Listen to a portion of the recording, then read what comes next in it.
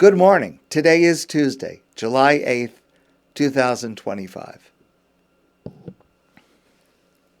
In this week's Torah portion, we have the famous blessing given to the people of Israel. And it is a blessing that has expressed the importance of the Jewish home. And this has been the bedrock of our people for thousands of years. Mah Tovu Ohalecha Yaakov. How beautiful are your homes, Yaakov. Mishkanosecha Yisroel. Your dwelling place is Israel. I want to share a very practical set of implications of what it means that our homes, our Jewish homes, are beautiful. Of course, it means that when our Jewish homes are beautiful when they are suffused with love and with harmony and respect and with kindness, yes, of course, and with modesty, yes. But here are three practical examples in different areas of life that make our homes beautiful. The Lubavitcher Rebbe, the previous Lubavitcher Rebbe, Rabbi Menachem Mendel Schneerson, of blessed memory, he was a busy man, to say the least. He made it a daily habit to sit with his wife during the middle of the day and drink a cup of tea. And he said that this holy commitment was so important that he would no more give it up than not putting on tefillin in the morning. It's a religious obligation. And when we make sure that we set aside time for our spouse, especially in the midst of a very hectic period, that is what it means that our homes are beautiful. Here's another area of life. I want to quote Chef Jose Andres. He started the World Central Kitchen. You may have heard about him. He is the chef, a renowned chef, at a fine dining establishment in Washington, D.C.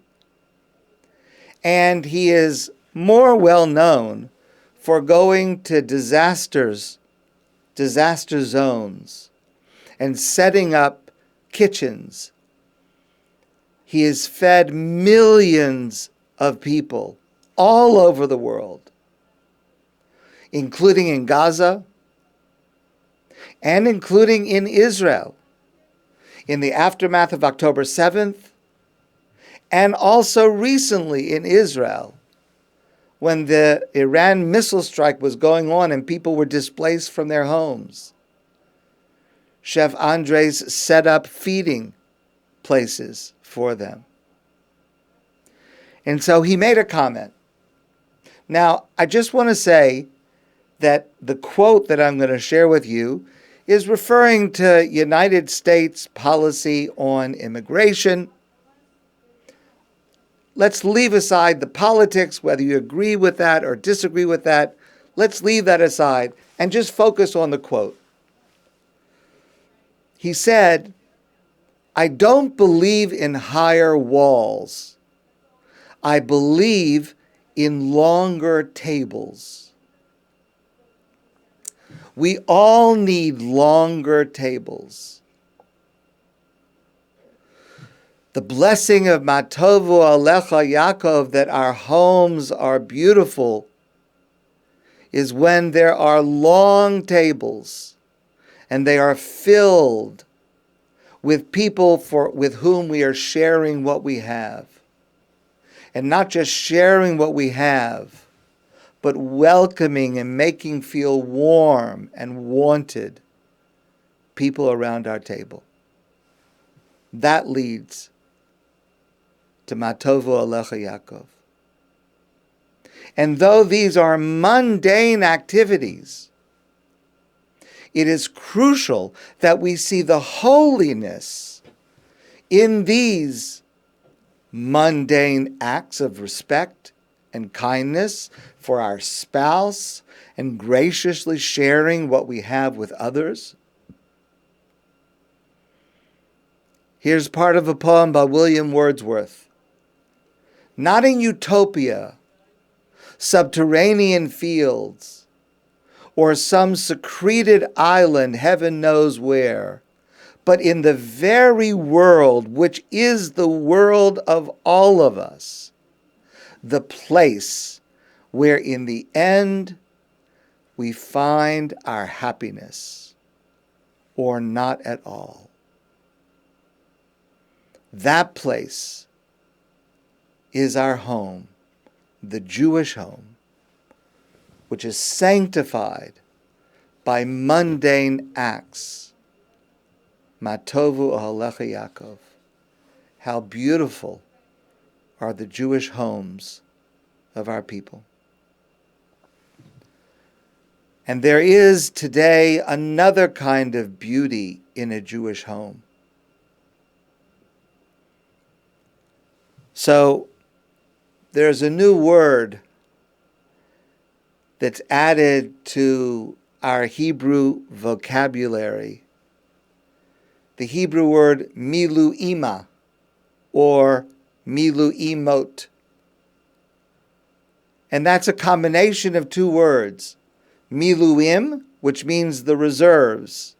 Those men, some women, but mostly men, but some women, who have finished their army service and for years afterwards are in the reserves. And they do regular training during peacetime, and they are, during war, called up to serve, often for lengthy amounts of time, and often in very, very dangerous situations. And especially this group, who are older than the regular soldiers, very often they are married and they have children. And they also have work or businesses. And they leave all of that behind. Again, often for long stretches, sometimes months, and then repeated. And their families are at home.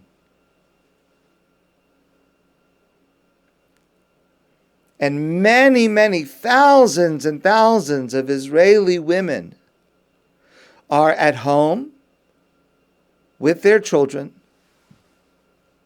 worrying about their husband, and somehow keeping the family together and keeping the home together. Miluim ima, which means mother, milu ima, or plural imot, mothers, milu imot. October 7th, 2023 was the largest mobilization in the history of the IDF. Along with the standing army, the IDF called up 300,000 reserves. And among those, 98,000 were married men, many of them fathers. And of course, again, many women serving heroically in the IDF. The number today is higher than 300,000. So what about the wives? What about the children? Leah Gelband is a Jerusalem-based psychologist who works with these women and their families. And she said this war has been longer, scarier, and more life-changing than previous wars. With the men in Gaza for weeks or months at a time and often unreachable by phone, fear plays a major role. It's not easy to live with the feeling that that knock on the door can come. And tragically, that knock is heard too many times. Recently, someone from Montreal told me about her daughter living in Israel and her family. And she is an milu'ima. So she told her mother, and her mother told me, she told her mother how she prepares the children when their father is going to come home from Miluim. And what she does is as follows. She wakes them in the middle of the night to tell them, and they're very groggy. And then the next morning she tells them, today. And they say, I think I dreamed that.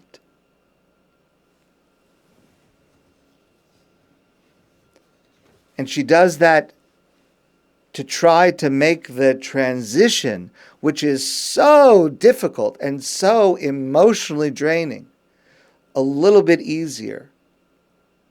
And also, of course, to ease the disappointment if that return does not happen.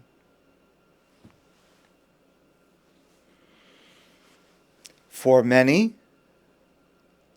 these women have been leaning into their faith as never before. I never prayed so much as my life as when my husband was in Gaza. Now, there are many organizations and volunteers trying to help these women and their families as much as they can, and they do an amazing, amazing job. Thousands and thousands of volunteers.